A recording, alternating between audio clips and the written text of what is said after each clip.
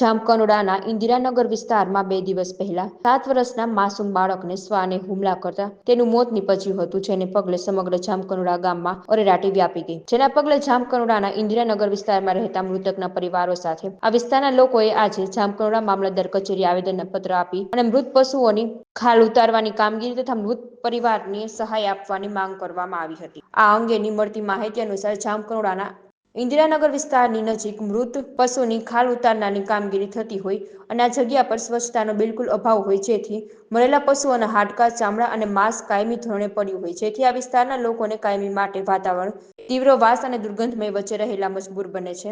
જામકંડોળાની ગ્રામ પંચાયત કચેરી અને મામલતદાર કચેરી અને રાજકોટ કલેક્ટર કચેરી સુધી અવારનવાર રજૂઆત કરવામાં આવી છે કે આ વિસ્તારથી મૃત પશુઓની ખાલ ઉતારવાની કામગીરી દૂર કરવામાં આવે, પરંતુ જામકંડોળાના તંત્ર ના બહેરા કાને રજૂઆત અથડાઈ અને પાછી ફરે, પરંતુ કામગીરી હાથ ધરવામાં આવે નહીં. આ વિષય પર તંત્રની કામગીરી શૂન્ય હતી. તેથી આજે ઇન્દિરાનગરના વિસ્તારમાં રહેતા મૃતકના પરિવારો સાથે વિસ્તારના લોકોએ જામકંડોળા મામલતદારને આવેદનપત્ર આપી મૃતક પરિવારને સહાય આપવાની માંગ કરી. પરમાર, હું ગ્રામ પંચાયતનો સભ્ય છે. આવી અરજીઓ અમે 10 વાર દીધું તો કોઈ માન્યગત નહીં લેતા, એટલે પંચાયતમાં સભ્યમાં ગઈને અમે બોલ્યા કે ભાઈ આપણો આ કરકવાડ ગમે ના બદલાવી નાખો, બરાબર. તો એમ કીધું કે ભાઈ આપણા ગામમાં એક જ કરકવાડ ઉપાડે. હવે જો એના સામે આપણે બાજશું તો કરકવાડ નહીં ઉપાડે તો પછી ઢોર ગામમાં મરી જાય, પછી કોનું ઉપાડશે? એટલે નાથી એ વાત અટકાઈ જાય છે, સમજી ગયા? નાથી કોઈ એ ઢોરનો નથી બદલાવતા નથી. જો છોકરાને મારી નાખ્યું, 5-6 વર્ષના છોકરાઓ કૂતરાને જાલીને સૂથી નાખ્યો, મારી નાખ્યું.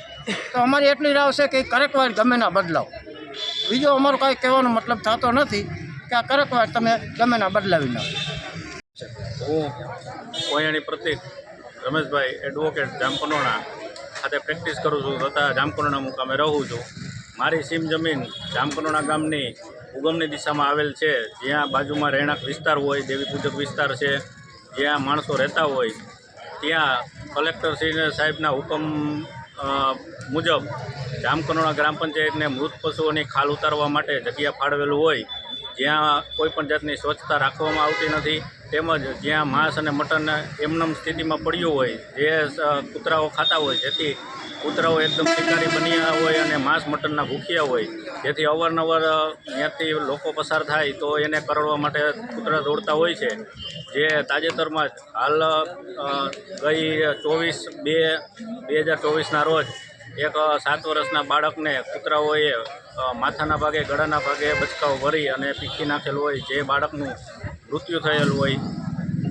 અને આ બાબતે અમોએ જિલ્લા વિકાસ અધિકારી સાહેબ રાજકોટ કલેક્ટર સાહેબ, જામકંડોળા તાલુકા પંચાયતના તાલુકા વિકાસ અધિકારી સાહેબ, મામલતદાર સાહેબ અનેકો વખત રજૂઆત કરેલ છે. તેમજ ખેડૂતોને સાથે રાખીને ગઈ તારીખ 19/9/2024ના રોજ અરજી કરવામાં આવેલ છે ખેડૂતોની સહીથી, પણ હાલની કોઈ કાર્યવાહી આ સરકારી તંત્ર કરતા નથી. અને જેનો ભોગ એક માસૂમ 7 વર્ષનું બાળક બનેલું હોય, જેથી તાત્કાલિક ધોરણે એ ખાલ ઉતારવાની કામગીરી અન્ય જગ્યાએ ફેરવવામાં નહીં આવે ત્યાં સુધી અમે લોકો આવી જ રીતે ધરણામાં બેસશું.